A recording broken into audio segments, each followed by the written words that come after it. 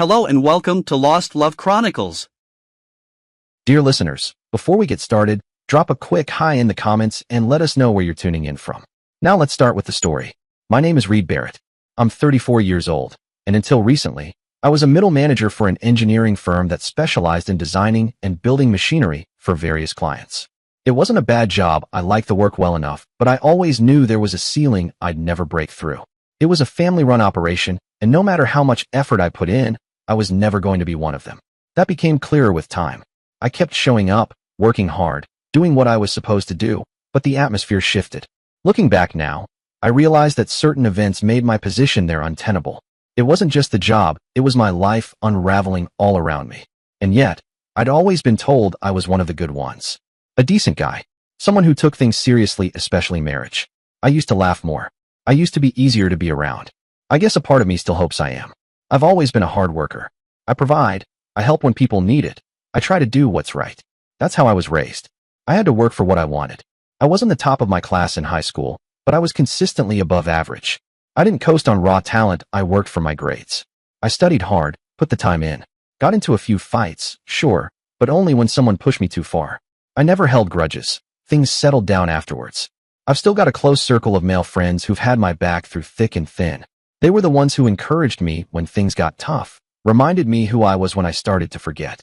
No, I wasn't some Adonis. Girls didn't throw themselves at me, but I got along well with people. I listened. I treated women with respect. When a woman told me no, I took it as a no. That was it. That's just how I was brought up. I never did finish high school. Instead, I enrolled in a day-release apprentice program through a community college while studying engineering. I worked during the day at the corporation and attended classes on the side. It suited me. Really, I've always liked building things. It started with Duplo, then Lego, and later Meccano. As I got older, I graduated to real machines. Now, it's all CAD software and automation, but I still love it. My friends tease me and say I just like my toys. Maybe they're right.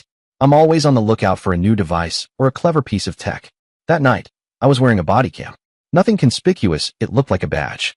I thought I'd capture a fun night out with friends, something to look back on later.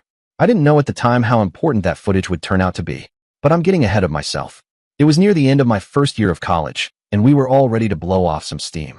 Exams were done, and we had a few months of freedom ahead. My mate Bill had his eye on a girl from the nursing group. She was doing her placement through the local hospital and the college. He was nervous, jittery even, pacing a bit. "Come on, Reed," he said, elbowing me in the ribs. "You've got to come to this party. I've got my eye on one of the nurses, but I'll never get anywhere if I show up alone. I need backup." "Backup?" I laughed. "You mean you want me to distract her friends so you can make your move?" "Exactly," he grinned. "You're an engineer, mate. They'll be impressed. Brains and a trade. What more could they want?" "I don't know, Bill," I said, half smiling. "Don't nurses usually go for doctors?" I've always been of regular height, nothing that stood out in a crowd, but years of physical work at the firm had sculpted me into someone fit, strong, and confident in my movements. It wasn't something I consciously worked toward, it just came with the job. You spend years lifting heavy components and working on your feet, and the body adapts. I guess that made a difference when I went out that night.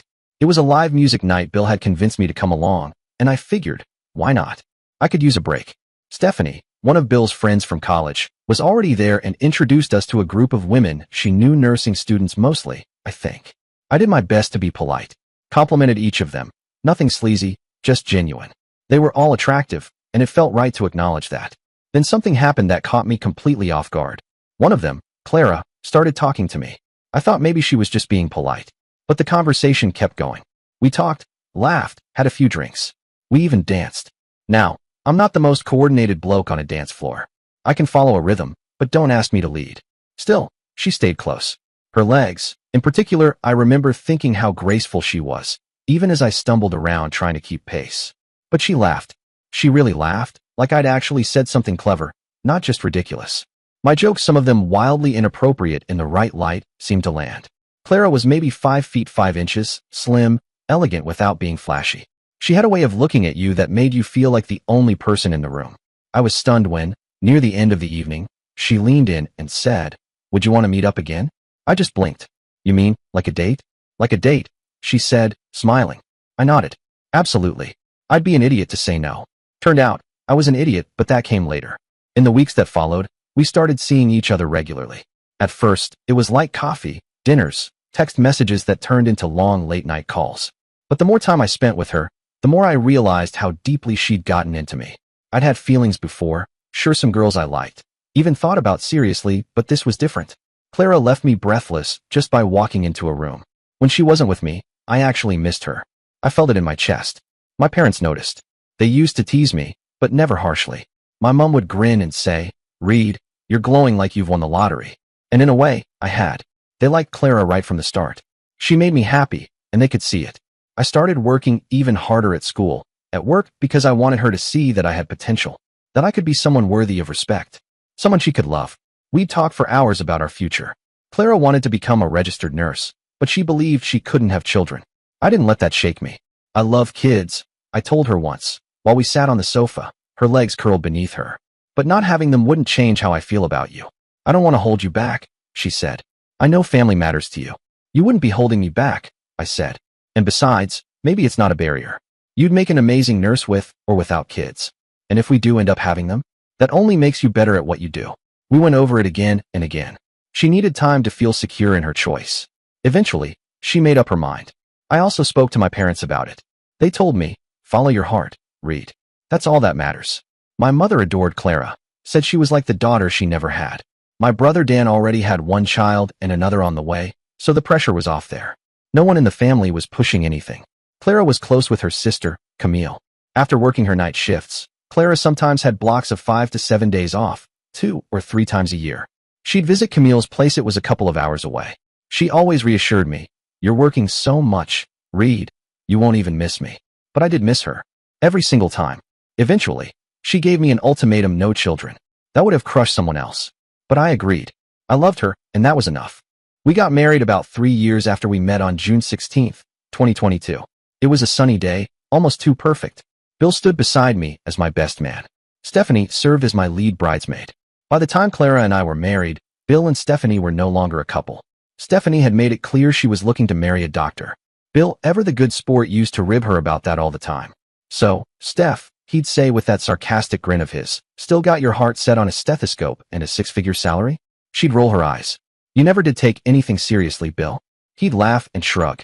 "Exactly why you left me, right?" Honestly, if you'd asked me back then, I would have agreed with him. It seemed inevitable. Clara, on the other hand, looked breathtaking that day. She walked down the aisle in this stunning ivory satin gown, the kind that seemed to shimmer with every step. I couldn't take my eyes off her. She was grinning the entire way down, and I really tried to hold her gaze and not look nervous or awkward.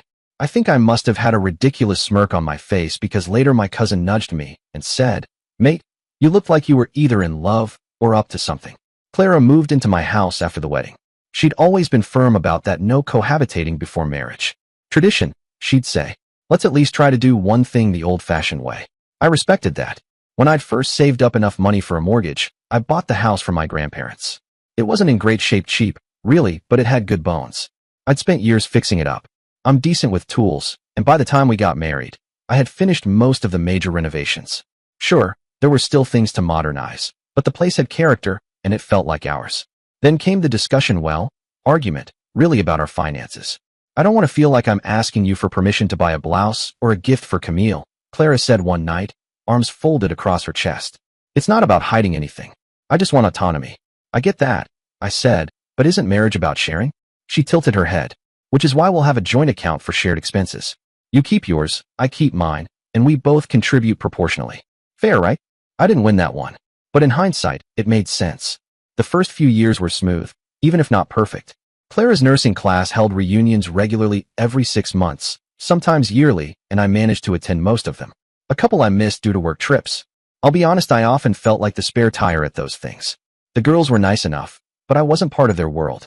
I cracked a few jokes, tried to fit in, but I was clearly there as Clara's plus one, not someone they'd invite on my own merit. Stephanie was always kind to me, though. Maybe because she was Clara's best friend, or maybe because she knew I felt out of place. She'd make sure I was included in conversation or pull me into group photos. I appreciated that more than she probably knew. Clara would try to stay close to me during those events, but she also danced with a few of the doctors who showed up. I didn't mind. It wasn't romantic, just dancing. Besides, I ended up getting along pretty well with a few of the husbands. We found common ground in golf. That was my outlet. I managed to cut my handicap down to 6, which was something I was quietly proud of. Eventually, they persuaded me to start competing again small club matches, mostly. Some of the golf trips lined up with their reunions, which worked out fine. I'd be out on the course while Clara was catching up with her old classmates. But then there were the visits to Camille's house. Clara kept going, a few times a year, always after a string of night shifts. She'd be gone 5, 6, sometimes 7 days. I understood she needed her space, time with her sister, but it still bugged me.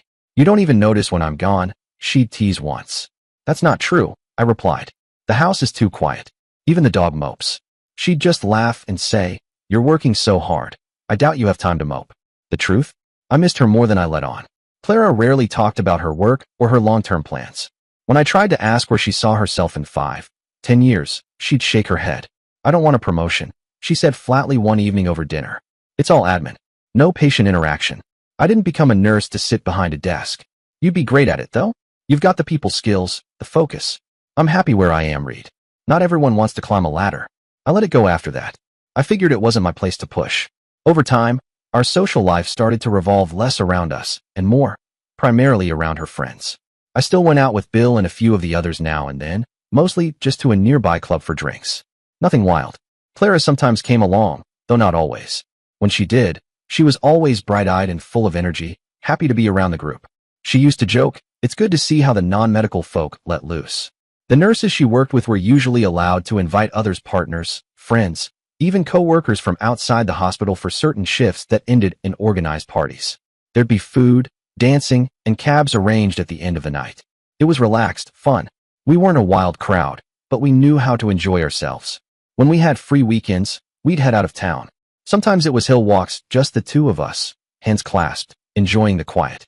Other times, we'd make a weekend trip to Glasgow or Edinburgh, catch a play, stay at a little inn, maybe indulge in a nice dinner. I always liked how Clara looked at city lights like they held secrets only she knew. We took vacations to coastal spots, two places with soft beaches and nearby historical sites or quirky local attractions. Clara's bikinis were always modest. High-waisted, full coverage, nothing too showy. I teased her once, holding up a more daring one in a shop. What about this? I asked, dangling it in front of her. She laughed and shook her head. That's not happening. I'd rather not spend the entire holiday pulling at fabric. And as for those beaches where clothing was optional, she just rolled her eyes. Absolutely not. We rarely fought. If we disagreed, it usually came down to one of us not wanting something the other did. We'd talk it out, sometimes calmly, sometimes less so, but we never let it go unresolved. I won a few arguments. She won a few. None of it ever touched what we had in private. There, we were free. If we were loud, if we played with ideas or roles, it was our world, and nothing was off limits. Some things we enjoyed, others we quietly dropped. Every single day, I loved her more. With our 10th anniversary approaching, I wanted to make it memorable. Something simple, but meaningful. I reached out to Stephanie first. I'm thinking hotel, dinner, dancing, the works, I said. Stephanie lit up. She'll love that. And don't worry, I won't say a word.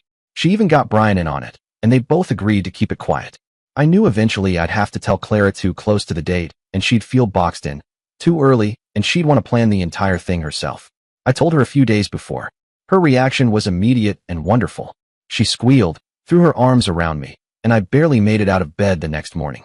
I can't believe you did all this, she whispered against my shoulder. You're sneaky.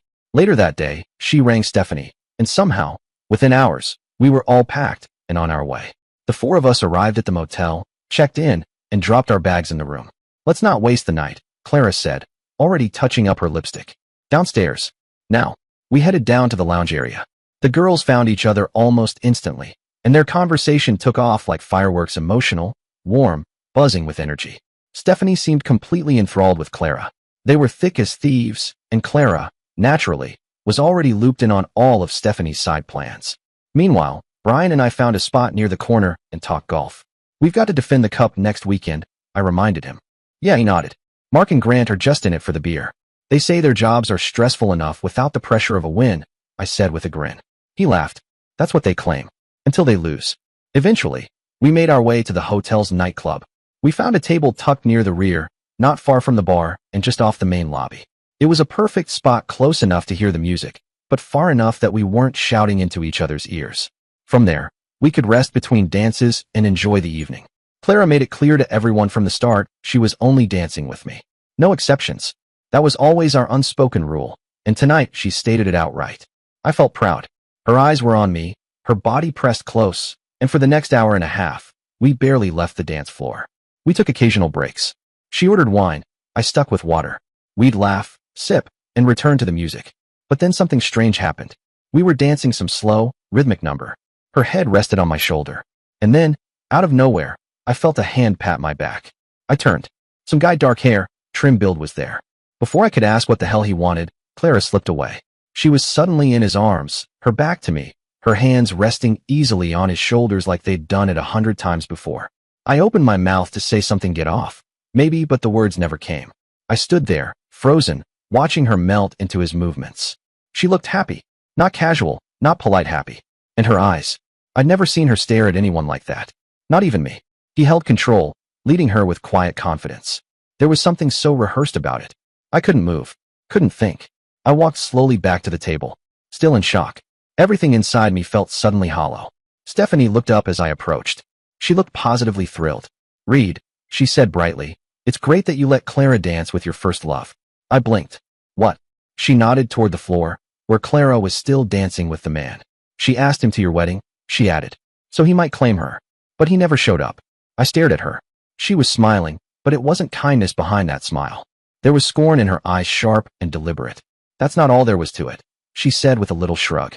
My hands clenched at my sides. I felt something burning in my chest, something ugly. I could barely speak, but the words forced themselves out. What's going on? I snapped. The entire table went quiet.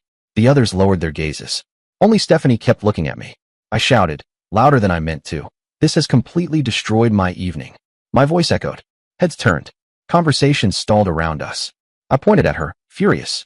She only danced with me tonight. Stephanie, you screwed me over. You told her what? To give it time? You both knew about that jerk. What else have you planned? No one could believe how angry I was, not even me. But I couldn't stop it. I kept staring at Stephanie, waiting for her to say something that made sense, that made any of this okay. Then I felt a hand tug on my arm. Clara. She must have heard everything. Judging by the way people were glancing over, many others had too. Her expression was grave. Lips pressed together, eyes dark. My stomach sank. She spoke, her voice clipped and aggressive. Reed, the man I danced with is Bruce Bennett. I inhaled sharply. What? He's my first and only love, she said. I gasped. I didn't try to hide it. Clara continued, calm but relentless. He and I dated before I met you. We met numerous times each year. He was training to be a pediatric neurosurgeon, so we couldn't spend time together. She looked straight at me, not blinking. He was glad I found you. You're a lovely guy, Reed. Honest. Kind. I enjoyed spending time with you. But I always loved Bruce. I could barely breathe. He's the reason I can't have your kids, she added quietly. You would have been deeply hurt if I had left you and taken them with me. She looked away then, just briefly, before finishing. Bruce is now the head of Leeds Hospital's neurosurgery department. I'm traveling with him. I'm sorry you're in so much pain, Clara said, her voice trembling. But while we were together, I gave myself completely to you, so you would never know I loved anyone else. Her words pierced through me, every syllable sinking deeper. If Bruce hadn't come back for me, she continued, I would have been content to be your wife forever. I took several deep breaths. My vision blurred. My head pounded like a war drum, and my heart was racing so fast it felt like it would rip out of my chest. I looked at her, this woman I believed loved me. Really, truly loved me. And I didn't even realize it was coming until it happened. I vomited. Right there. It just exploded out of me. So much for a lovely dinner. Stephanie smiled. As the others looked at her, silent and stunned, she sat there with this knowing, venomous little grin. Meanwhile, that smug jerk Bennett was walking toward us like he owned the place. I snapped. I turned on Clara, my voice a firestorm of rage. You evil, lying, deceitful jerk. Cheater. My breath hitched. Give me your wedding and engagement rings, or I'll rip off your damn finger and take them myself. Gasps. Absolute silence. My outburst stunned the entire group. It wasn't like me, not even close, but what had just happened wasn't like anything I'd ever imagined, either. Bennett took another step forward. I turned on him, fury in my throat. Stay away, I hissed, or you'll never be able to use your hands again, loser. He froze. He clearly hadn't expected that. His eyes darted around the room, as if searching for someone to back him up. I wasn't done. You entertained my wife, I snarled, and demanded that she humiliate me. And these so-called friends? I swept my hand at the table. They're ecstatic for both of you. I spun on the rest of them, my rage no longer containable. You are all low-life sewer dwellers, I spat. For crying out loud, how many of you enjoy watching this kind of thing? How many marriages do you want to see end right in front of you, just for fun? I shook my head, disgusted beyond words. Even the cheaters have more integrity than the lot of you. Then I turned back to Clara. My voice dropped into a low, deadly snarl. Jerk. With rings. I knew my face was contorted, veins in my temple throbbing. I had never felt anger like this in my life. I wanted to wrap my hands around her neck. I wanted her to understand viscerally how deep she had cut me. Her eyes widened. She was afraid. Really afraid. She could see it. The stranger standing in front of her wasn't Reed the husband. This was someone she didn't know, and she was in danger. With shaking hands, she took off her rings. She cried, but I didn't care anymore. I snatched them out of her palm and stormed off without a word. Rage still boiling under my skin, I burst into our room, grabbed my bag, and looked around once. Her clothes. Without hesitation, I grabbed armfuls of them, dragged them to the bathroom, and tossed them into the tub. Then I urinated on them. I didn't care. I wanted them ruined. I wanted something to feel finished. Then I headed down to the front desk. I slapped the key card onto the counter. The receptionist looked up. She's the cheater, I said, pointing behind me. She'll be paying the bill. I turned and walked off. Looking back now, I know I should have apologized for vomiting on the lobby floor. At least it wasn't on the carpet. I doubt I'll be back. That thought sat heavily in my chest as I drove home. My hands were gripping the wheel, but honestly, I don't remember anything about the drive. Not the lights, not the roads, not the turns. Just blank flashes in my mind, and somehow, the house appeared in front of me. When I walked in, I relaxed for a moment. A bitter, exhausted sort of relief washed over me. I was home. Safe. Maybe. Alone. Definitely. But calm. Not a chance. I tried to breathe. I really did. But my pulse was still hammering, and my thoughts were racing in all directions. No logic. No order, just this boiling pressure in my skull that told me I had to act. Do something. Now. I went to the garage first. Disabled the automatic door. She might have a key fob. I wasn't taking that risk. Then I grabbed a box of trash bags and went upstairs to the bedroom we had once shared. Without hesitation, I opened her closet and began pulling everything out: clothes, shoes, scarves, whatever she'd left behind. I dumped it into a pile. The sound of hangers hitting the hardwood floor felt oddly satisfying. I opened her dresser drawers and emptied them into the bags. Shoved the contents down hard to make room. That's when I saw them: 2 keys, taped neatly to the underside of one drawer. Vault key. Safety deposit box key. Of course. I moved to her jewelry box. No hesitation. I opened it and took out every piece of jewelry I had ever given her: every necklace, ring, bracelet. Symbols of memories she pretended were real. I tossed the whole damn box into the trash bag. I wasn't done. I turned to the file cabinet, yanked open each drawer, and shook out every document that bore her name. Anything with her handwriting, anything connected to her gone. Paperwork fluttered down like leaves in a storm. That's when I found her password book. I flipped through it fast, scanning each line. Banking, email, utilities, travel accounts, streaming services. No sign of Bennett's name. Nothing that tied him to her there. It was almost 2 a.m. My body begged for rest, but my mind wasn't even close. My heart had stopped its wild pounding, but only slightly. There was still fire in me. Still something driving me. The warehouse. I pulled out my laptop and searched online. There were 3 facilities in the city, all boasting 24-hour access. Perfect. One of them had an image on the homepage clear as day. They showed the type of key they issued, and it matched one of the ones I'd found. That was all I needed. I put on latex gloves, no fingerprints, and drove over in silence. Not even the radio. Just me and the hum of the tires against the pavement. When I got there and unlocked the unit, I was prepared to be angry. But not for this. What I discovered inside didn't just hurt me. It annihilated me. I had thought I knew pain. I had thought the vomiting, the screaming, the betrayal earlier that night had been the worst of it. I was wrong.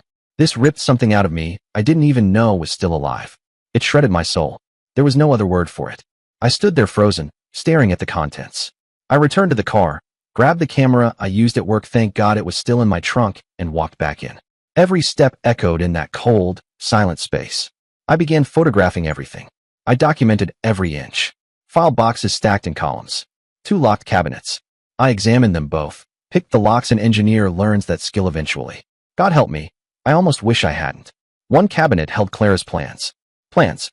I stood there in stunned silence. Who the hell are you? I muttered aloud. I felt sick again. I couldn't believe what I was seeing. The other cabinet? Bennett's. His files confirmed everything I had suspected. The man was soulless. Depraved. A full-blown narcissist. He didn't love her, he loved himself. That much was clear. Of course he wanted her. Of course she went back to him. My camera blinked, battery dead. Cursing under my breath, I returned to the car and dug through my bag for a spare. I grabbed the new battery, returned to the unit, and double-checked everything. I made sure I had taken all of the photos. It was already 7 o'clock in the morning when I finally finished.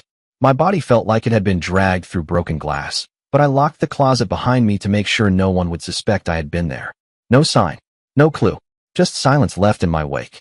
I headed down to the cafe nearby, sat in a corner booth, and ordered breakfast. I wasn't hungry, not really, but I needed the routine, the chewing, the heat from the coffee. I stared into the cup, letting the steam blur my vision as I went over everything again in my head. Clara's parents had insisted on a prenup, of course they had. I remember the conversation now, how they couched it as a safety net just in case. I didn't think much of it at the time, but from what I'd just uncovered, Clara had never intended to go along with that. She wasn't going to sign a prenup and walk away with 10%. No, not with Bennett whispering poison in her ear. It was him. It had to be him. That smug, self-righteous loser. She didn't just want to leave me.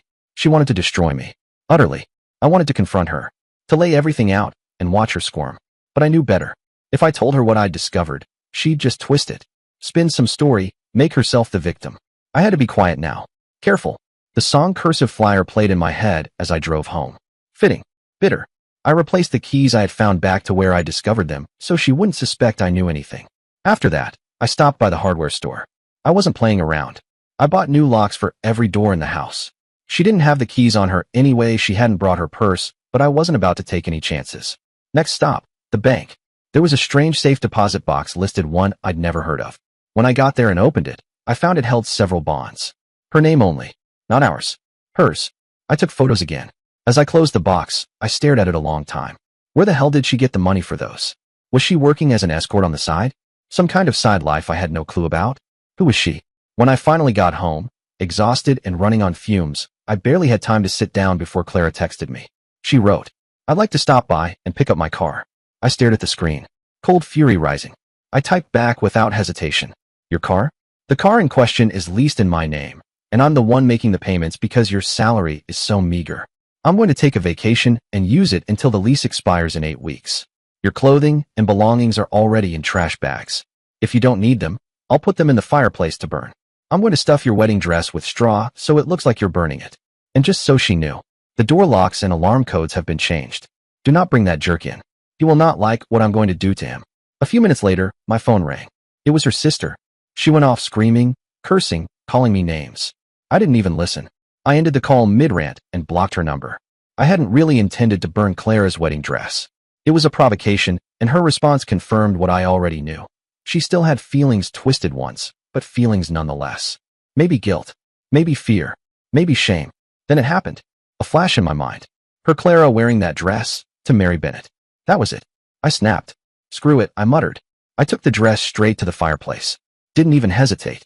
I stuffed it in, lit the match, and stood there watching it curl and blacken, flames licking at the satin like 1,000 small revenges.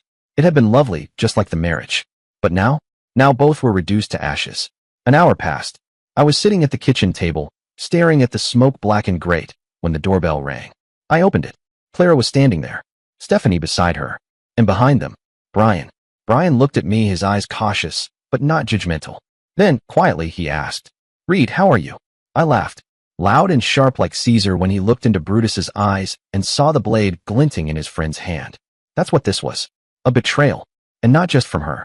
I looked at all of them, Clara, Stephanie, Brian, and I couldn't stop the fury boiling out of me. "What the heck do you think this is?" I shouted. "I'm furious at all of you for covering for her, for not having the decency to tell me what you clearly knew.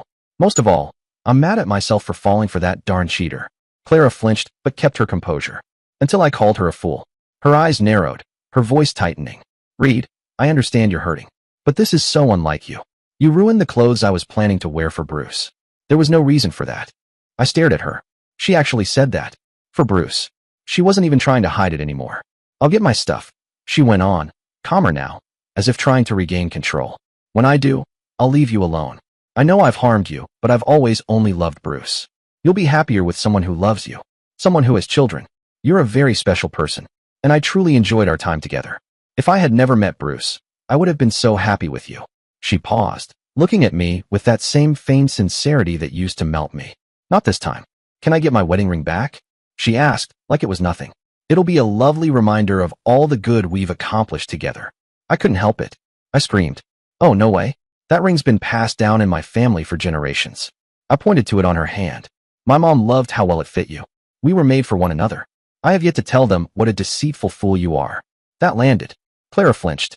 The words dug in deeper than I expected. Brian and Stephanie stayed silent, helping her load the trash bags her life into the car. Then she turned, voice trembling just enough to make it seem like she cared. What about the wedding dress? I didn't even blink. Check the fire pit. She walked over, looked down, and saw the scorched ashes, the remnants of satin and lace twisted in black curls. She covered her mouth and started to cry. Stephanie spun around and hissed, "You're such a jerk." I turned to her, voice steady but cold. "You've had her back all these years. She won't be able to wear it if she marries that darn loser. It's the ashes of my marriage. My life. Who the heck do you think you are? Jerk?" Brian didn't say anything, just stood there silent, shocked, uncomfortable. The only one of them who seemed remotely aware of how ugly this all was. When Clara finally came to her senses, she turned back and asked, "Can I check the house? See if you missed anything?" I didn't trust her, but I wasn't afraid of her either. "Go ahead." While she was upstairs, I turned to Brian. "We won't be defending any more titles," I said quietly. He nodded. A few minutes later, Clara came back down the stairs. Her voice was soft, too soft for how much pain she'd caused. "Reed, I'm sorry, but I've always loved Bruce. When you divorce me, you'll find someone who will love you the way you give love. You'll have the family you want so badly." She paused. "This hurts both of us. I really care about you," she said, voice low and smooth, like she was trying to soften the blow. "And I'm sorry I hurt you, but it's for the best." They left. I stood there, the silence around me somehow louder than their exit. Then I went inside. As I expected, she needed the two hidden keys, one from under the planter, the other from behind the gas meter. Of course she knew. Of course she'd used them. I was so damn tired, physically and emotionally drained. I collapsed into bed, my head barely touching the pillow before I passed out. It didn't last. I was startled awake by the shrill tone of my mother's voice on the phone. I hadn't even said hello before she began. "Reed, I never thought you would raise your hand against a woman," she snapped. But Clara showed us pictures of her wounds. She explained why she left you. I sat up, my jaw tight, heart pounding. I couldn't believe what I was hearing. "Mom," I interrupted, trying to keep control, "you've been lied to. Just like I've been lied to. For the last 13 years. She's been having fun with that jerk the entire time. She's setting me up to keep everything, to take it all, rather than lose it." I took a breath, struggling to keep my voice steady. I don't know who the heck she's become. And honestly, did I ever even know her? I have never raised my hand to any woman. You and Dad taught me better than that. Have you ever heard anyone say I raised my hand to a woman? Ever? There was silence on the other end. Even last night, I said, the bitterness thick in my throat. When I wanted so badly to wring her neck, I didn't. You can believe her, or you can believe me. But the truth will come out. And if you take her side, you'll lose me. Forever. I hung up. The battle lines were drawn. The war had begun. I left to get dinner, just to clear my head. When I returned to the house, I had what I needed, the pieces of the puzzle. Now, I needed to get organized. Follow the money, they always say in those crime shows. So I did just that. First stop, our joint account. What I discovered was interesting, very fascinating, and damning. I was damn glad I had copied Clara's password book before all this exploded. It proved essential. That evening, and well into Sunday, I spent every free minute digging, decoding, understanding. I changed all my passwords. Every single one. I wasn't taking any more chances. And the more I looked, the clearer it became. Every time she visited her sister, I was off at some tournament or vacationing with my so-called pals. But she wasn't at her sister's. No, she was with him. That jerk. She was a horrible loser. I was beyond upset. Not just with her. With myself. For being blind. For being so damn trusting. So easily played. Why didn't I notice what was going on? Why didn't I recognize her visits for what they were? Why didn't I suspect a single incident? What exactly was wrong with me? How could she have done this to me? Monday morning, I arrived at work early. I wanted to check on my annual leave and see how many hours I had banked.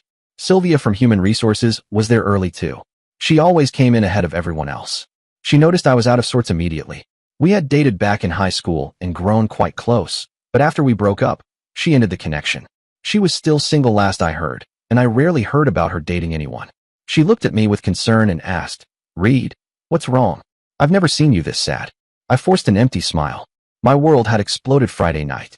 It was supposed to be our anniversary, a night meant to be romantic. But Clara had planned it so her lover would whisk her away in front of everyone. I discovered that she'd been dating and partying with him during the few free days she had. Maybe 5 to 7 a year, following 2 or 3 evenings out. 13 years I'd wasted on a cheat who loved someone else. Now, she was claiming that I controlled her, accusing me of being an outright cheater. She wanted to destroy me completely. I knew one thing. I would never lay a hand on a woman. I needed time to think, to decide what to do. Sylvia looked shocked. Without a word, she came over and hugged me. "Reed, I know you'd never strike a woman," she said softly. "Since our breakup, I've detested myself for being weak. You're such a respectable, good, and kind man. I will stand by your side regardless of what others say. Here's my phone number and email. Call me if you need help or just want to talk. There are plenty of other women you've been kind to, and they won't believe that fool's lies." I was just returning to my desk when my boss, Mr. Deckard, summoned me in. He was unhappy. "Yesterday, Clara showed up at my house with photos of you abusing her," he said stiffly. I was infuriated. "Mr. Deckard," I said, voice sharp, "you've known me for years. And you still believe a deceitful cheater? You can fire me now, or I can leave immediately. I'm doing 9.5 weeks notice, that's my time. When the truth comes out, don't expect me to return and teach your children how to do the job. They can do whatever they want with this firm. As far as I'm concerned, I'm done." I went outside, printed off my resignation letter, signed it, and placed it in the internal mail. The glances I received as I exited the workplace showed me just how startled many people were that I could be so angry. I spent the remainder of the morning figuring out exactly what I needed to do next.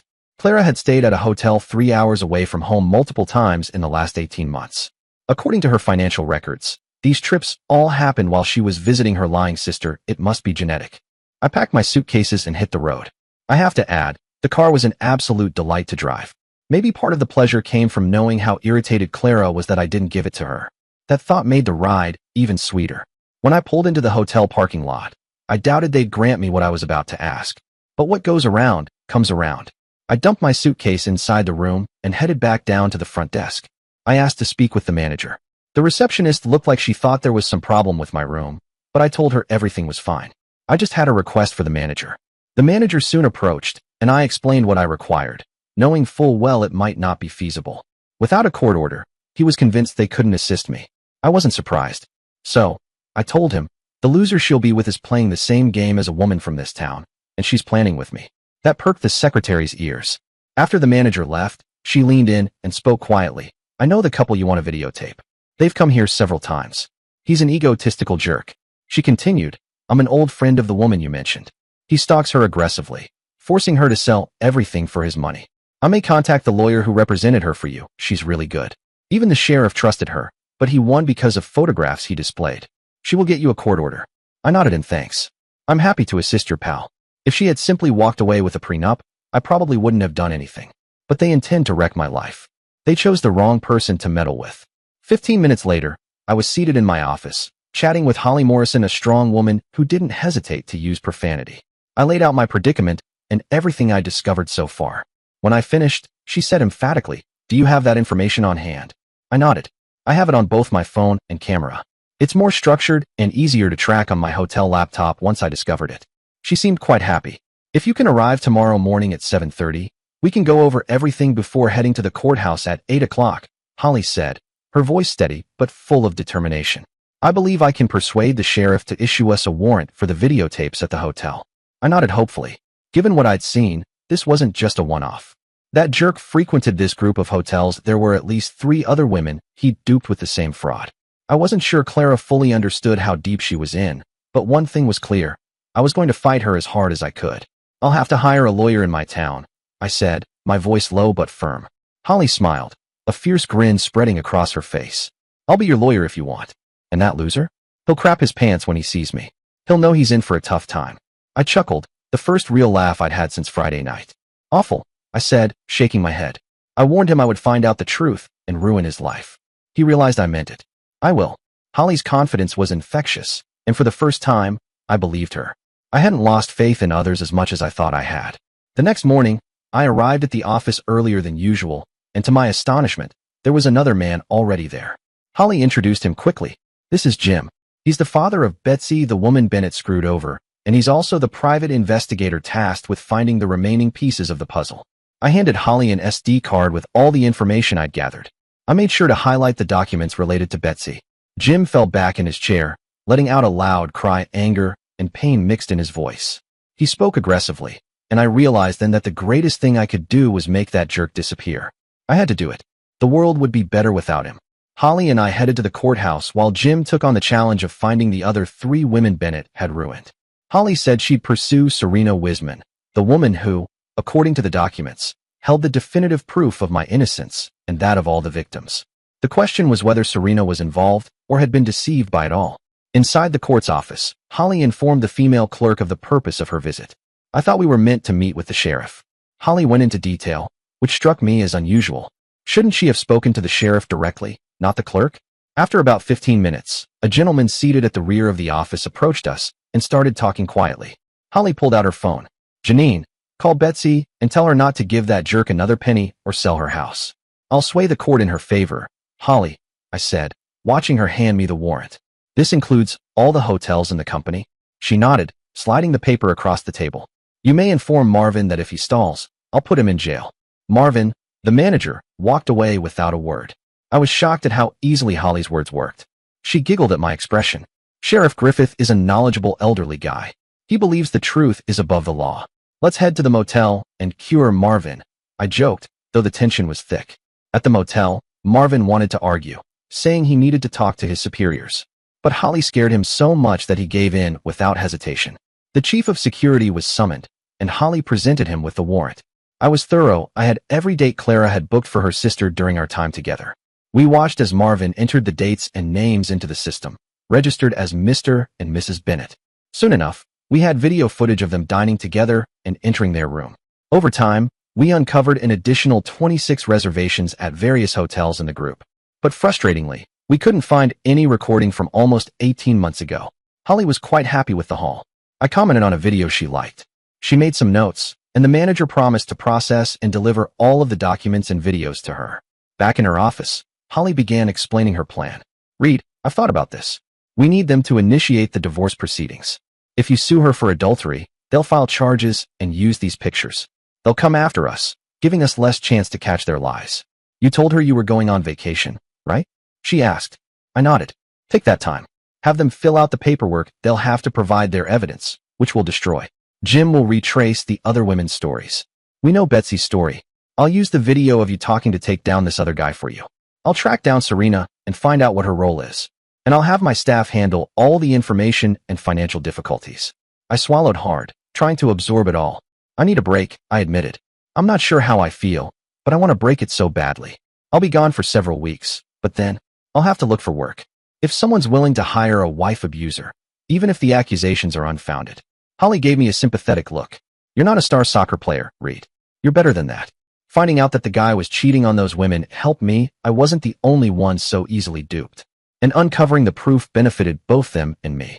I didn't feel worthless anymore. I felt grief, exhaustion, and of course, a bloody angry rage every time I recalled that night. I stayed there for a few more nights before leaving. While in Hamilton, I drove south to Staffordshire to ride roller coasters. They say roller coasters are undoubtedly a stress reliever, and I couldn't agree more. After returning from Staffordshire, I headed north to explore the area beyond Innes. I rode the North Coast 500, then moved to the northeast for the Grampian 250.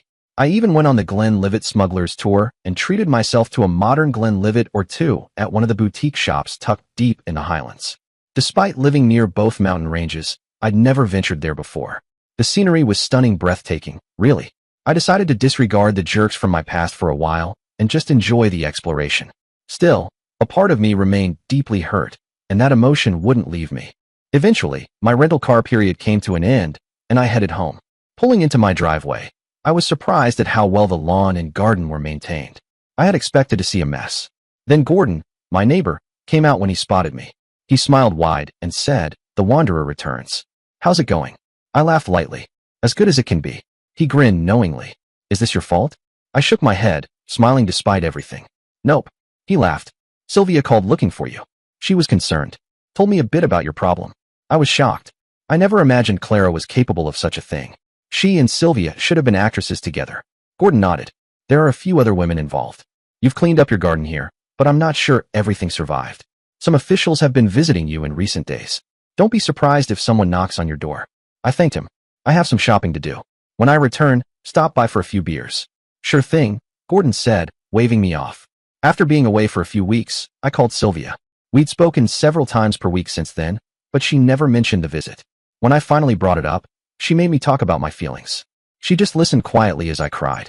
I really should do something to thank her. Gordon and I were talking on the patio when the doorbell rang. I stepped outside, and a court messenger handed me the divorce papers. He smirked. I smiled back and said, I hope the sheriff hates liars in his court. I called Holly immediately. She asked me to scan the documents and email them to her. She'd handle all the legal responses. She was delighted but refused to educate me on the details when I asked. The less you know, the less you can unintentionally inform others, she said firmly. 7 weeks later, I found myself waiting in the courtroom for Holly's divorce hearing. Jim was there with her, looking genuinely pleased, and he gave me a quick hug as I entered the courthouse. I took a seat beside Holly and Jim, grateful to have their support. Behind me sat Sylvia, Josie, Michaela, Gordon, Bill, and a few other friends, all refusing to leave my side. My brother Dan had contacted me several times before, voicing his support, but he couldn't make it today due to work. He'd had a falling out with our parents because they'd always preferred Clara over me. That didn't surprise me in the slightest. I noticed Clara's coworkers, Stephanie and Amy, trailing behind her like shadows. Ben stood close to Clara, smirking like the complete loser he was. The moment Holly and Jim walked in, Ben visibly lost his cool. I had no doubt Jim had a strategy ready if the court refused to handle him. My folks were there too, sitting silently for Clara. I ignored their pointed stares. Clara's gaze locked onto me for a moment, but I refused to meet her eyes. Bill, sitting beside me, muttered under his breath, powerfully dressed fool. I chuckled quietly, knowing Bill's words weren't silent enough. I could only imagine the verbal jabs he'd received from Clara and Stephanie over the years. He seemed to take a grim sort of pleasure in winding them up. The trial began with Miss Johnston, one of Clara's attorneys, stepping forward. She was brimming with confidence. My client seeks a prenuptial agreement limiting her to 10% of the combined assets, she announced. She admits adultery, but only after enduring cruelty throughout her marriage to Reed Barrett. She's seeking a divorce based on spousal control, with property division by court order broadly in her favor. Miss Johnston handed a set of documents, the marriage's current assets, to Holly and the court clerk, who passed them on to the sheriff. Holly couldn't stop laughing, and even the sheriff looked astonished that the two sides needed to exchange documents.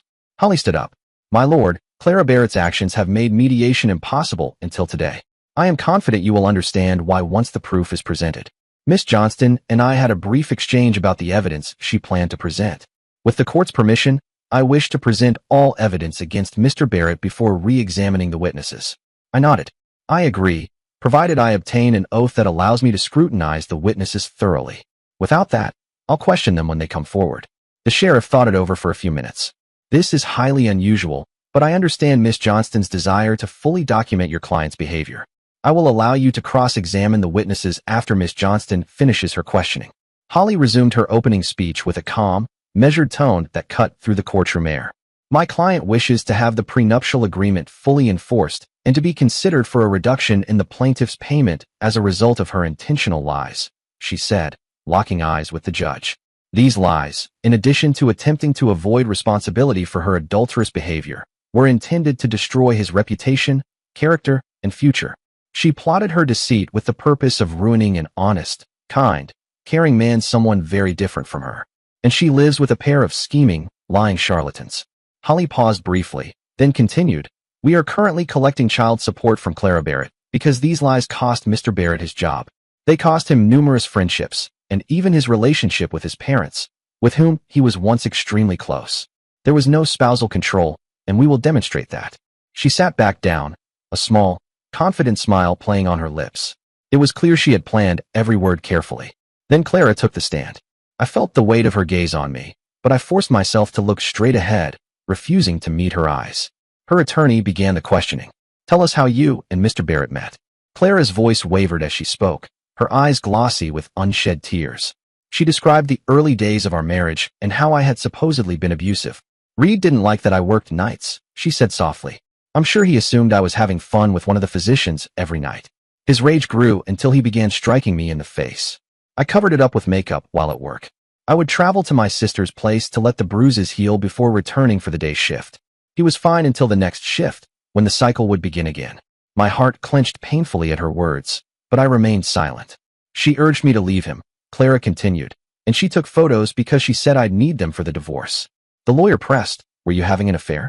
Clara sniffed derisively, almost like she was mocking herself. I'm embarrassed to say that I was. Bruce and I had known each other since he was a junior doctor at the hospital. I met him outside my sister's house one day. He noticed the bruises. He was kind and supportive. I realized I had deep feelings for him. We made love a few times. He helped me feel whole, not like a broken woman being harassed. The lawyer guided Clara carefully through every encounter with Bennett, the manager who had been involved in the affair, including their anniversary dinner and the outcome of that night. Clara ended by saying she wanted her wedding ring returned. I remember the moment I threatened to rip that ring right off her finger. She refused to return it to me, and my fury boiled over. I smashed Bruce's delicate surgeon's hands to pieces. I could see the fear in Clara's eyes then. She knew my past brutality and believed I might actually do it. But I kept the jewels I had given her, except for that engagement ring that was all she wanted back. Clara's voice cracked as she recalled seeing her clothes dumped in a bucket. When she returned to our room to collect her belongings, she broke down in tears, describing her stunning wedding gown reduced to ashes. Her attorney sat nearby, wearing a satisfied smile. Next up on the stand was her sister Camille, followed by Stephanie and Bennett. All of them came forward with what they called solid evidence of my poor behavior. Even though none had witnessed the incidents firsthand, they only presented the results. Camille confirmed she'd taken the photos, which made Holly beam with approval. By the time Bennett finished his presentation, it was late evening. The judge extended the deadline until the next day.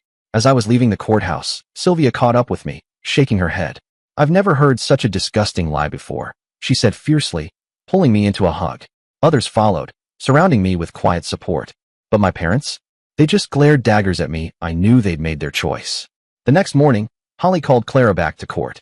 She was all business, no smiles, no softness. Every question felt like a sharp dart. Clara, your maiden name is Misri. You mentioned that after your loving husband wounded you, you met Bruce Bennett, who was interning at your hospital. Was he so attracted to you that he married you? Is this story true? Clara flushed, but nodded quietly. Holly hit play. The courtroom was filled with the recording from our earlier discussion that evening. You have been the best spouse anyone could ask for. I will only dance with you. Holly grinned as the recording continued. Are those the statements of a controlling wife? Clara answered, her voice shaky. I attempted to convey that I cared, but his bullying turned me against him. Holly wasn't done. On your 10th wedding anniversary, you dressed for your lover while simultaneously expressing your love for your husband. You did everything a loving wife would do in a loving relationship, didn't you? Clara stammered. I tried to appease him. Holly pushed play again. There was no doubt about the actions recorded, no attempt on my part to give her pleasure. Amazing actress portraying the lovely wife knowing you're ready to knife him in the back, Holly said firmly. You and your longtime sweetheart have planned to disgrace Mr. Barrett, Holly continued, whose only fault was that he adored a cheater. Holly pressed another button, and the screen flickered to life with Clara's voice clear as day. Clara, please talk, Holly said pointedly. Then Clara spoke, and my chest tightened at her words. Reed, the man I danced with is Bruce Bennett. He is my first and only love. I gasped. The betrayal hit me like a punch. Clara continued, her voice steady. He and I dated before I met you. We went out a couple of times each year. He was training to be a pediatric neurosurgeon, so we couldn't spend much time together. He was glad I discovered you. You were such a lovely guy, an honest and good man. I enjoyed spending time with you, but I've always loved Bruce. He's the reason I can't have your kids. You would have been deeply wounded if I had left you and taken them with me.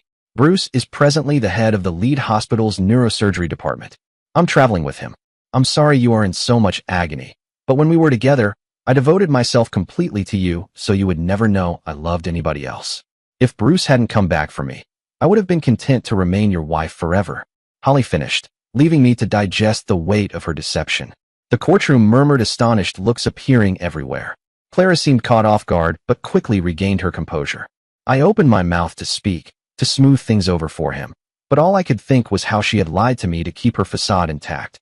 Holly pressed another button, and a video appeared, Clara standing outside our home. Holly only grinned. Fortunately, your husband maintains good records, she said, addressing the court. We have the dates. You were at your sister's house in Covington on May 9th to 14th, 2019, December 26th to 31st, 2018, August 16th to 22nd, 2018, March 9th to 14th, 2018, and a number of other days leading up to your wedding. Clara responded sharply, yes. Holly selected another button, and suddenly videos of Clara and Bruce at various hotels on those exact dates appeared on the screens where there had been none before. The reservation forms and receipts clearly showed their presence. Holly looked at the judge. These were collected pursuant to a court order from the Hamilton Sheriff's Court. I've linked it to the documents and records I delivered to your secretary and Miss Johnston. She then turned back to Clara, who was dressed in white, her face pale. Amazing, isn't it? Not a single bruise mark. It's as if the bruises never occurred. Holly's tone was sharp. It appears that you, Miss Rhee, and Mr. Bennett liked those hotels and frequented them whenever you reportedly visited your sister. Holly's voice cut through the courtroom like a blade. He did not save you, Clara. You were his brownies. Clara shot Holly a fierce glare. I tried hard not to smile at the irony. Laughter suddenly erupted behind me, a sharp release of tension in the room. Holly's smile twisted, growing colder, more menacing. She pressed forward. Now, let's take a look at the financial fantasy you offered the court. According to your agreement with Mr. Barrett, you both agreed to donate a portion of your salaries to a joint account. You wanted to keep your financial freedom, but it isn't the whole story, is it? You intended to keep your income hidden from Mr. Barrett, so you might have a backup plan in case you decided to leave him. Her eyes locked on Clarice, who now looked uneasy. He was merely a tool for you to manipulate. You lied for years about being his wife. You have lied for years. You were a general nurse with a salary close to minimum wage. The truth is that you were, as he puts it, a cheater for Bennett. Holly's voice sharpened. You were far ahead in your job and earned about 4 times what you told Mr. Barrett. You failed to increase your payments as agreed. You revealed your poverty only when you desired a new car and requested Mr. Barrett pay for the lease, while you drove it on your secret adulterous escapades with Mr. Bennett. She paused, her hand hovering over the next button. You had no moral qualms about paying for some of your experiences using your joint account with Mr. Barrett. That is why the accounts you submitted to the court are fabricated. With a tap, photographs of Clara's bank statements flashed on the screen. They showed huge savings, and her current account displayed large payments from her job payments she had never told me about. Holly mocked gently. Poor nurse who did not want to be promoted. You are actually the hospital's 3rd most senior nurse. Holly's gaze shifted, bringing up another piece of evidence. How do you explain how these bonds ended up under your name? And what was found in your safe deposit box? Clara looked around, shocked. I caught her reflection in the monitor. I tried to maintain indifference by not meeting her eyes directly. After a moment, Clara muttered, I was looking out for myself when he took charge. Holly pressed on, voice dripping with accusation. These are Miss Rhee's personal information, and the bond amount was confirmed as of that date. She handed the documents to the court clerk. I noticed Miss Johnston's smile vanish instantly. Holly smiled warmly, but I knew she was gearing up for a final, delicious move. You want to get your wedding band back after all. It's a family legacy and an unfaithful act. Wouldn't she expect to keep it? Is it for nostalgic reasons that you want to recall a decent, caring man rather than someone who would abandon you once his demands are met? Clara's defiant voice cut through the courtroom air. I adored that ring. It meant the world to me, especially after he burnt my wedding gown. I want it returned. Holly didn't miss a beat. She tapped a button, and a photo appeared on the screen. Bruce Bennett and Clara Rhee at a hospital appointment, 9 months before the end of our relationship. The engagement ring on Clara's finger gleamed unmistakably. Holly's voice was sharp, controlled, yet dripping with irony. The local newspaper portrays the evening admirably. Mr. Bennett relished showing off the magnificent, one-of-a-kind engagement ring he gave to his bride-to-be. She repeated the words, her tone hardening. He handed it to her. Isn't it eerily identical to the one Mr. Barrett inadvertently gave to someone pretending to be his fiancée? Wasn't it all a charade? Convincing the hospital that Bennett was making a commitment? Holly paused, then continued with a cruel twist. The hospital administrator stated they like their doctors to be married because they believe having families here helps them connect with the community. So it isn't about sentimental attachment or affection. Above all, it's about getting the job you want. A physician's wife you need to completely blind the hospital administrators. Her next remark hit Clara like a dagger. Bennett only needs you for as long as he wants to be there. I had to stifle a laugh. Holly turned to Clara directly, her voice mocking. I'm sure you've been crying about your wedding dress. Did you intend on wearing it when, or if Bennett marries you?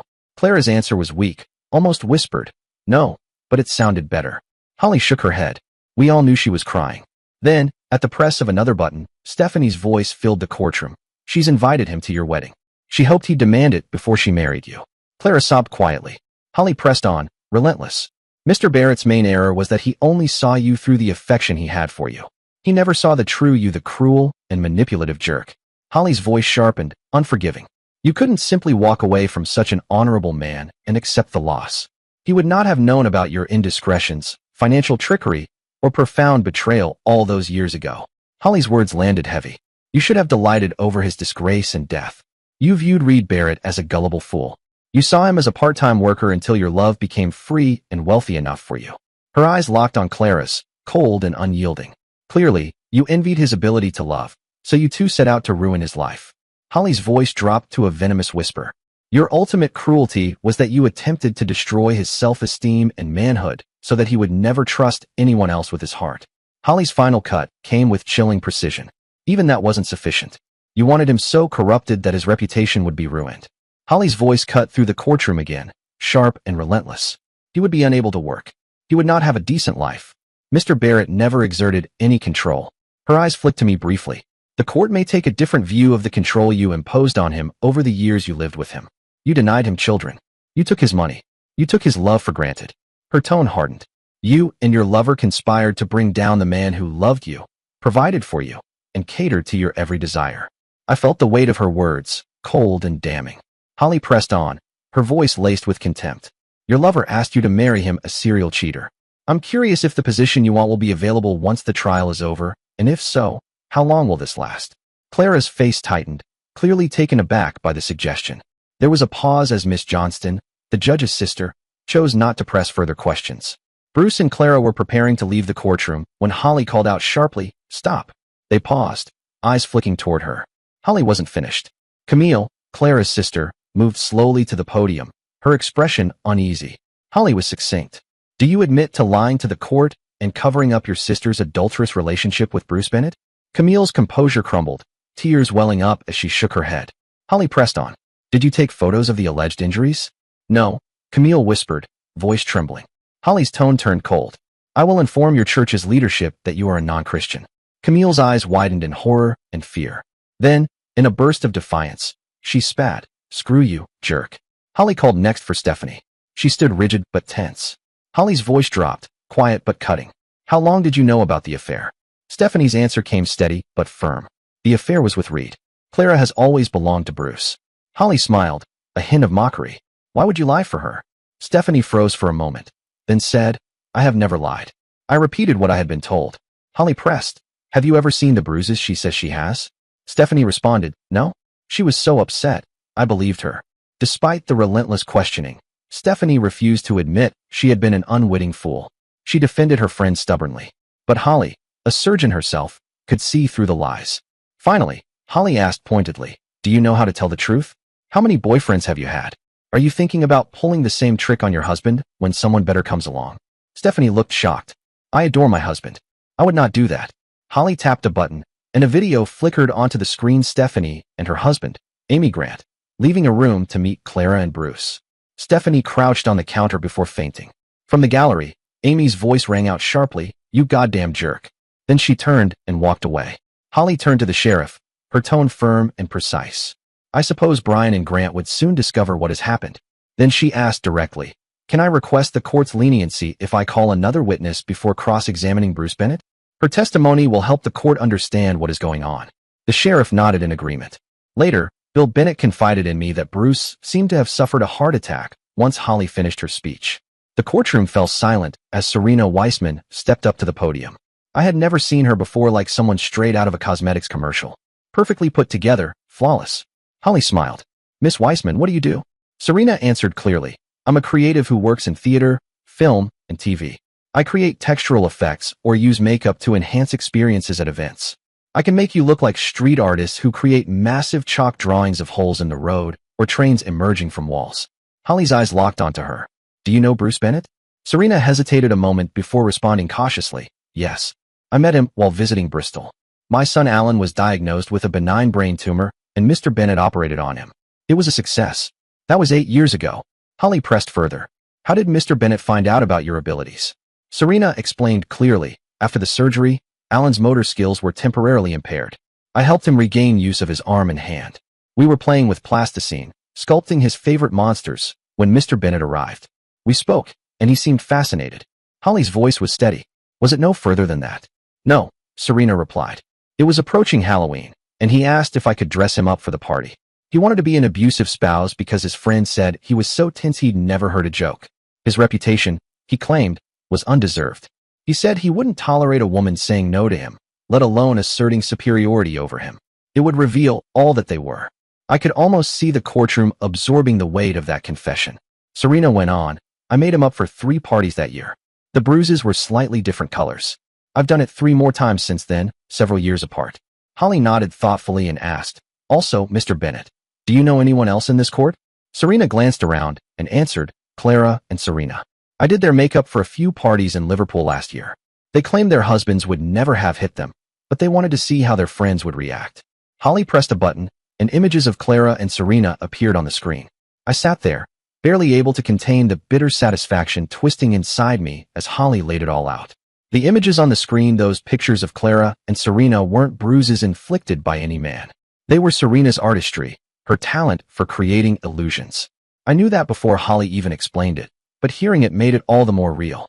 They must have been Serena's copies, Holly said, her voice calm but cutting through the courtroom like a blade. They demonstrate the entire process.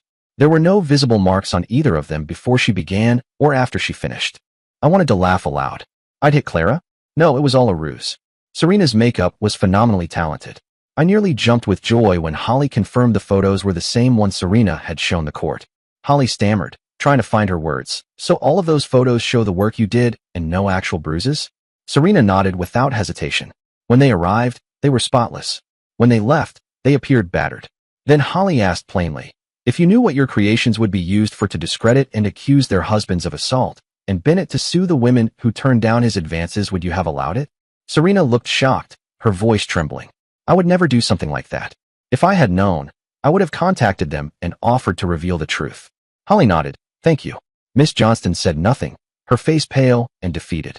The sheriff hummed quietly, as if relieved the case was finally coming to an end. But Holly wasn't done. When Bennett took the stand, 2 men entered the courtroom, their eyes fixed solely on him. Bennett's expression hardened. He did not look pleased. I stared at him, my cruel smile betraying how much I was looking forward to Holly tearing him apart. Holly began, voice sharp and unyielding. Mr. Bennett, you had an extramarital affair with Miss Rhee. Did you know she was previously married to Mr. Barrett? Bennett, arrogant as ever, sneered, no. I only came to her rescue.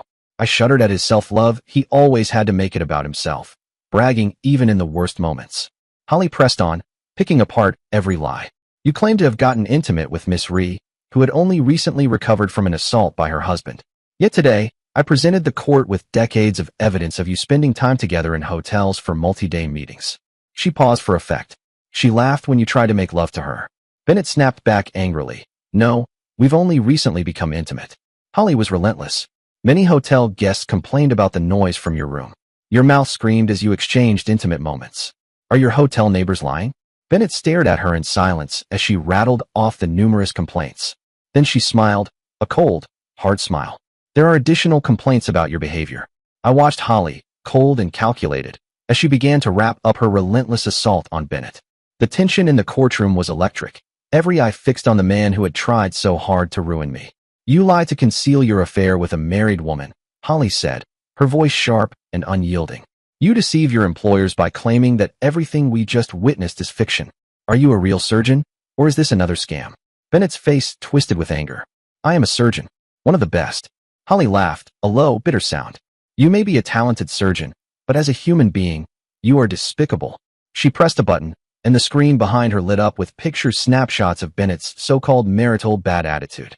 She stopped on one and let the court absorb the accompanying letters that showed how he had conned 4 different courts into awarding him large monetary settlements against women like Betsy, whom he'd actually befriended. From his own records, it was clear that those women all denied assaulting him. The whole thing was a twisted retaliation for their daring to reject his advances. He had used these photos and his manipulations to convince even the sheriff that he was the victim, despite the mountain of evidence against him. Holly pressed him about the photos. He stumbled, unable to answer some of the incriminating statements. She tore the covers off his lies, recounting his abuse and manipulation of these women. Your colleagues were right about you, weren't they? You cannot see a woman as an equal, capable of refusing your pathetic advances, she said coldly. Those who refused and had property you persecuted. You lied in court. You are simply a small man in every sense of the word. Bennett, indignant, snapped, you're just a bloody witch. The sheriff's eyes flicked to Holly, and I almost laughed.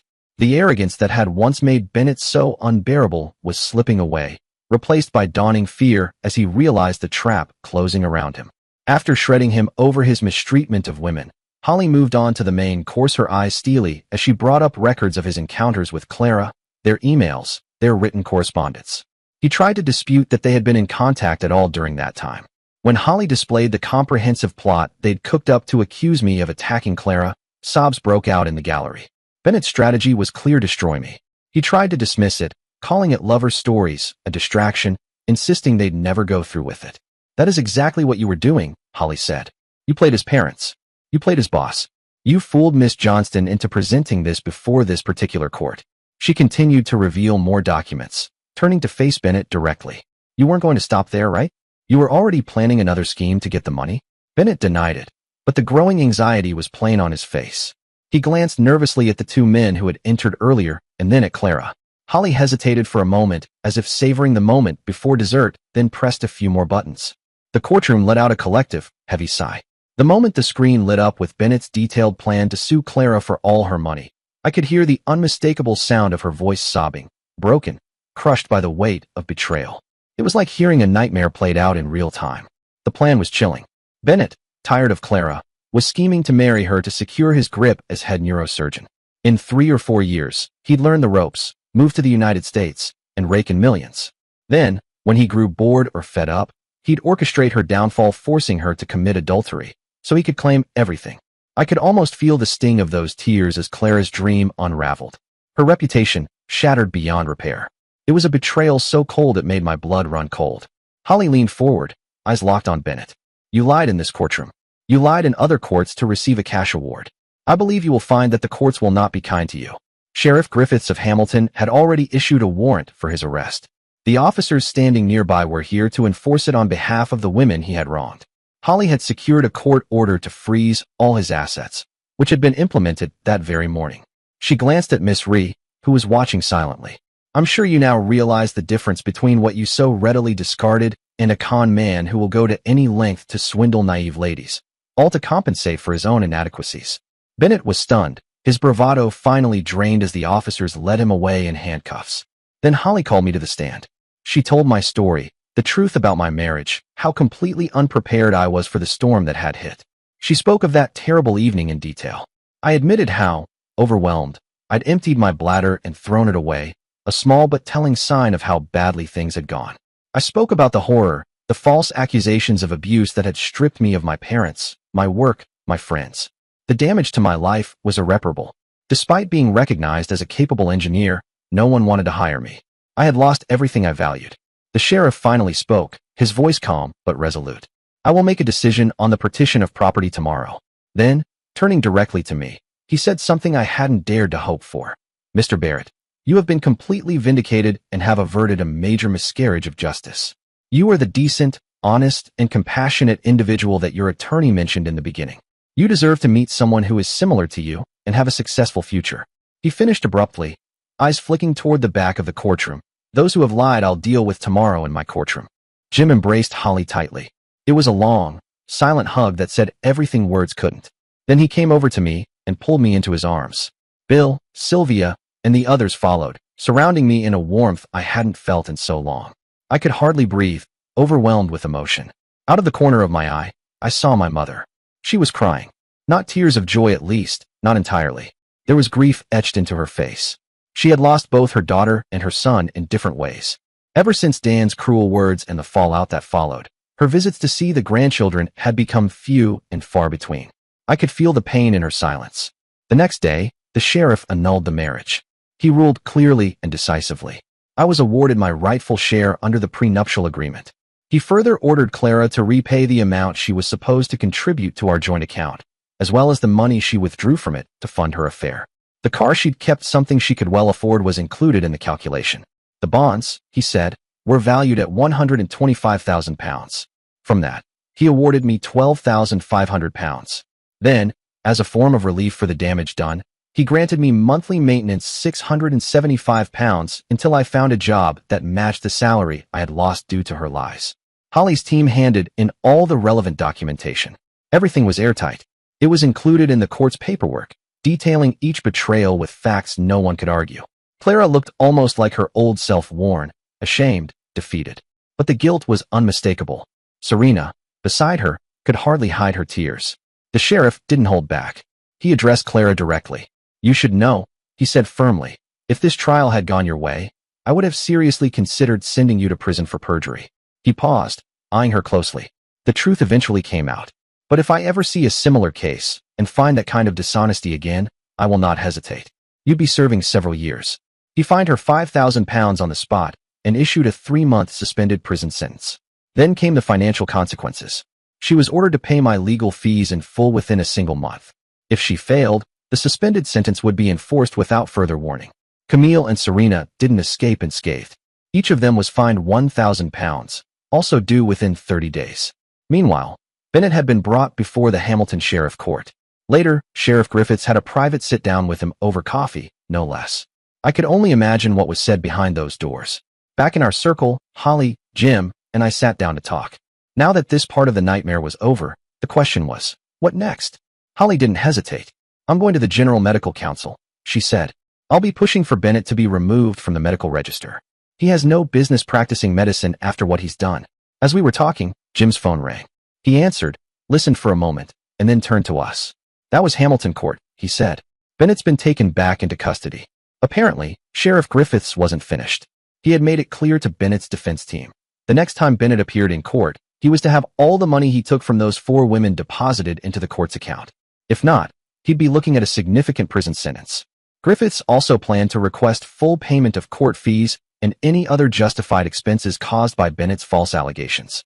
Even if those payments were made, Bennett would still be facing a long prison term. Holly wasn't done either. She had one more target. "I'm filing an appeal with the General Board of Nursing," she said, her voice steady. "Clara's conduct what she's done in such a prominent position. She understood she was likely to fail. Unlike Bennett, Clara hadn't taken control of her situation. She didn't own what she did.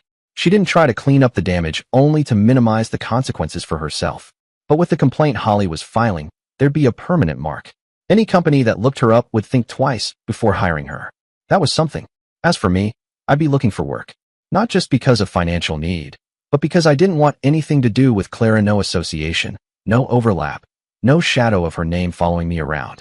Holly, always the voice of reason, sat beside me with a soft firmness in her tone. "You're going to have to put up with the child support for now," she said, "just until you find something. Let the legal end rest a bit. Your next steps matter more." Jim surprised me, completely caught me off guard. He spoke up quietly. "Stay with Sylvia for a while," he said. "Somehow, she appears to like you." I blinked. "Sylvia?" He nodded. "Yeah. When I talk to her, she seems friendly and compassionate, especially about you. Maybe you two can help each other." He glanced at me, then added, "She did say she can't be what you want, though. Whatever that means." I said nothing, trying to make sense of that. Then Jim leaned forward, his voice lower, more serious. "Look, given what you've gone through, I'll say this once: go talk to a counselor. Despite your calm demeanor, you're in a great deal of discomfort. You're not deceiving us." I looked down at the floor. He continued, "A counselor will help you rediscover yourself. Live life again. Find happiness. You deserve it, Reed." I nodded, a little overwhelmed. I wasn't used to this kind of direct kindness from Jim. He and Holly had always been practical, almost clinical in their care, but this was something else. Holly smiled gently. "You know," she said, "Jim and I have seen a lot over the years. But your story?" She chuckled. "There are books and movies that could be made about your experience." That made me smile. "You're a good, respectable, honorable man," she added. "Help me get them back, give them the stability they need. And, well, screw them up even more by giving them a decent life." Her tone was light, but the meaning was clear. Healing was the best revenge. As we stood up to leave, she gave me one final smirk. "And if you believe the sheriff let Clara off easily by not jailing her, he didn't." That made me laugh. A real one. Holly continued, "My bill's going to be around £24,000. Your rate will be significantly reduced. For you, I've been so helpful to Betsy, but she'll never know." That brought a smile to my face. Holly, sharp as ever. Later that evening, Dan dropped by after work. He looked tired, exhausted, really. The new baby wasn't sleeping well. He mentioned they'd gone for a third because he'd wanted a son. And now, finally, they had one. "Our parents haven't even met him yet," he said, rubbing his eyes. He looked at me for a long moment, and then said, "You know, there's a night shift opening at my place." I shook my head gently. "Thanks, Dan, but I have next to no experience in that industry." He smiled and wrapped an arm around my shoulder. "You'll find the right person. You'll get the family you want." Then he chuckled. "At least till the first contaminated diaper." We both laughed, and then he slipped out the door, back to the madness of his growing household. Later that night, Sylvia, Josie, Michaela, Gordon, Bill, and a few others met me for a celebratory drink. The laughter, the clink of glasses, the relaxed atmosphere, it felt good. Really good. I hadn't had fun in a long time. And then Josie shocked me. She smiled wide and walked up to me. "Come on, Reed," she said. "Dance with me." I hesitated, but she didn't wait, just grinned and pulled me in close. "Take a chance." She leaned up and whispered, "Sylvia's always cared about you. You'd complement each other really well." Then, with a mischievous glint in her eye, she giggled. "If not, Michaela or I will snag you." She attempted to waddle away dramatically, pretending as if I had just stepped on her foot. Sylvia was the last to leave that night. She stood quietly near the door for a moment, then turned to me. "Reed," she said softly, "I promised that if you ever needed anything, I would help you. I still mean that." I could see the sadness in her eyes. The sincerity. "I wish I were the lady you needed," she continued. Then Michaela, Josie, and the others, they would have been thrilled to see us close. Friends, or maybe more. She paused. "You're too fine a man to be alone." I looked at her, really looked at her. Sylvia had always had a quiet strength, even when I was too immature to recognize it. "I saw how you behaved when people brought their kids to work," she said. "You're going to be a wonderful father someday." There was something bittersweet in her smile. "Do whatever you have to do to find love," she said. I swallowed hard. Then I stepped forward. "Sylvia," I said, "I believe we can support each other." Back then, I was too young, I didn't know myself. I didn't know how much a woman could mean. How much someone could support you. You were dear to me. You were my first love. A crush, maybe, but real. I glanced away, feeling the heat in my face. "Jim suggested I see a counselor," I continued, "to help me figure myself out. Maybe we could both go. Together. If he can help us both." I trailed off. There's a void in me. I don't know who I am. Sylvia didn't hesitate. She smiled faintly and said, "Reed, if we do this, it's only because I hope to be with you. As a partner. As a mother someday." She exhaled slowly. "You deserve it." Then she looked me in the eye. "Let's try. Let's see a counselor." 2 days later, I picked up the local newspaper, and there I was right on the front page. The article was thorough. It laid out the entire scheme, how they tried to set me up. It left little room for doubt. People saw through it. The online comments alone stunned me. Nobody supported her. And some of the things people said they hoped would happen to her, well, they scared me, honestly. 8 weeks passed. I was beginning to breathe a little easier when Holly emailed me. Attached were her letters, one to the General Medical Council, another to the General Board of Nursing, and a third to the Evangelical Church leadership. She hadn't forgotten Bennett. She made sure of that. His behavior, his courtroom lies, and the disgrace he'd brought upon his profession, she laid it all out. She called for his medical registration to be suspended immediately, and it worked.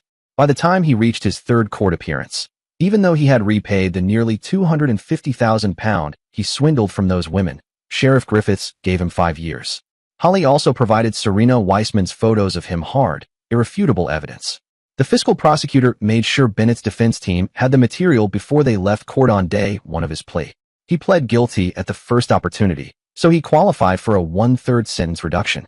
But Sheriff Griffith wasn't interested in leniency. He cited a precedent from the Court of Appeal. He said if it had been up to the High Court, Bennett would have received 7.5 years, easy. Griffith said the 5 years he issued were fair, but he considered bumping it to the High Court anyway, just to get a harsher sentence. Ultimately, he decided not to, because of the COVID backlog. In other words, he said plainly in court, "You appeal at your own peril." Bennett, once a top-tier medical expert, was now disgraced. He'd spoken publicly before. Now, that record worked against him. Major publications ran with the story. The Sunday editions destroyed him. I got approached by a few reporters, but I declined to comment. I'm still too close to it, I told them. Still too far removed from her treachery to say anything. Holly's letter to the Evangelical Church was direct. She questioned Camille's credibility and moral standing. She pointed out how Camille lied under oath with her hand on a Bible. Holly was blunt. Camille had broken one of the core commandments of the very faith that underpinned her role in the church. That alone, she argued, should bar her from advancement in their hierarchy. I didn't see how her marriage would last. Her husband had always been devout, passionate about God, integrity, all of it. Meanwhile, at the golf club, word was spreading. Brian and Stephanie had split. Amy and Grant were struggling. Sarah and Mark were having issues. His jealousy over her closeness to the others was eating him up. When I swung, my kick sailed at least 15 yards longer, especially when I imagined the ball belonged to one of those benches. I didn't care about Clara anymore. She'd rolled me right to the edge of despair, then turned around and let her knight in rusted armor roll her even further. Karma is a jerk. Dear listeners, Please share your thoughts in the comments section below and don't forget to like, share, and subscribe.